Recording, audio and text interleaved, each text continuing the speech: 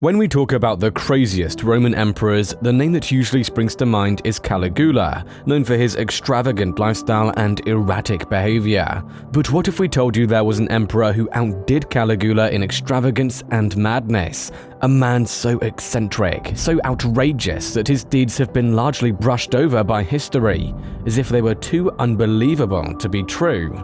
This is a story of Emperor Elagabalus. Welcome to Night Tales, the history channel that tells the story of the least explored part of history.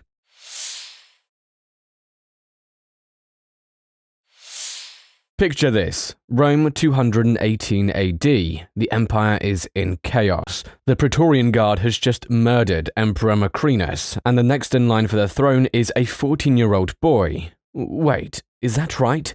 A 14-year-old boy? Oh, yes, and not just any boy, but the most extravagant, scandalous, and downright bizarre emperor Rome would ever see, Elagabalus, the Roman emperor everyone forgets. Elagabalus, born as Varius Avitus Bassianus, was the grandnephew of the much-loved Emperor Caligula. He was living an obscure life as a priest in his native country of Roman Syria when fate dealt him a unique hand. After Caligula's death, his successor Macrinus didn't quite hit it off with the Roman legions. Sensing opportunity, Elagabalus's grandmother, Julia Maesa, spread rumors that her grandson was the illegitimate son of Caligula. Macrinus, already unpopular, was overthrown, and the young Elagabalus was thrust onto the imperial throne, forever changing the course of Roman history.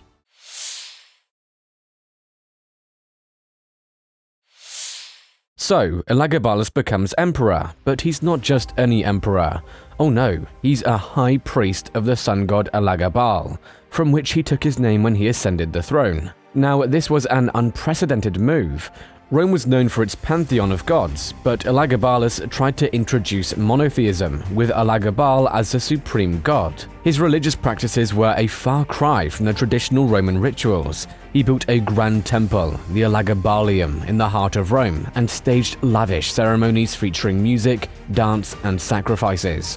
The Holy Stone of Emesa, a black conical meteorite representing the god Elagabal, was moved from Syria to Rome, signifying the change in religious order. This didn't sit well with the Romans, who were used to their emperors paying homage to their traditional gods. The eccentric religious practices of Elagabalus were seen as foreign and scandalous, causing discontent and confusion among the populace and the political elite alike. His religious fervor made him a polarizing figure.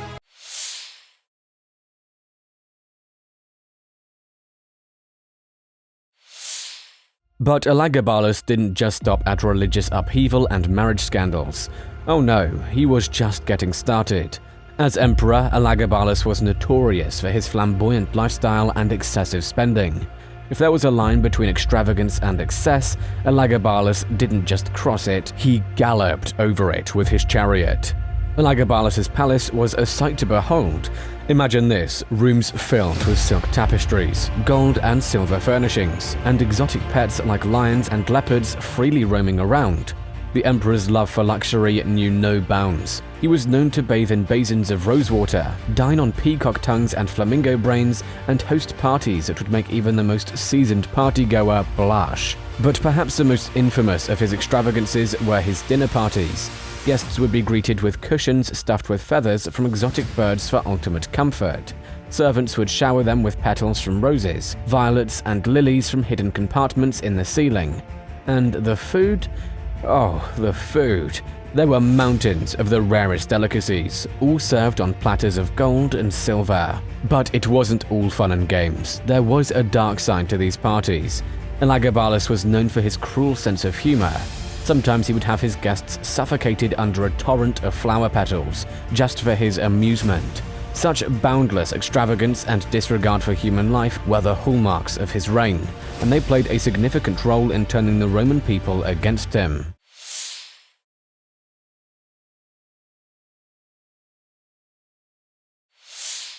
Elagabalus was not just a religious innovator, scandalous lover, and extravagant spender. He was also quite the entertainer. The emperor was a lover of the arts, theater, and spectacle, and he frequently blurred the line between his imperial duties and his personal enjoyments. Elagabalus loved to surprise his guests with grand spectacles. He would disguise himself as a servant or a woman, only to reveal his true identity later, much to the amusement or shock of his guests. His antics were a constant source of gossip in Rome, and his penchant for dressing in women's clothing and makeup was considered highly scandalous at the time. But his eccentricities didn't stop there. Elagabalus was also fond of the circus and would frequently participate in chariot races. His favorite charioteer, Heracles, was often the winner of these races, much to the suspicion of many onlookers. In one of his most infamous acts, Elagabalus appointed a Senate of Women, a move that flew in the face of Roman tradition, where political power was strictly the domain of men. He claimed that these women would oversee matters of women's clothing and behavior, but this was seen by many as a mockery of Rome's political institutions. While these behaviors might seem amusing or even forward-thinking today, in the traditionalist society of Rome, they were seen as an affront to Roman dignity and a sign of the emperor's lack of respect for his position and his people.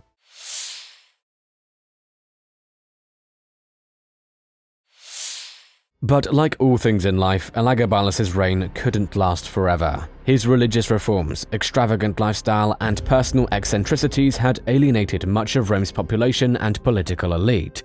The young emperor, just 18 years old, was growing increasingly unpopular.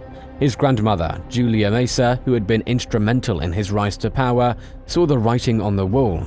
Concerned about the stability of the empire and the safety of her family, she began to groom Elagabalus's younger cousin, Severus Alexander, as a more suitable, more traditional successor. The final straw came in 222 AD. Amid an attempt to eliminate his cousin, Elagabalus and his mother, Julia Soaemias, were assassinated by members of the Praetorian Guard, the very organization that helped him seize power. Their bodies were unceremoniously dumped into the Tiber River, a grim end to one of Rome's most controversial reigns.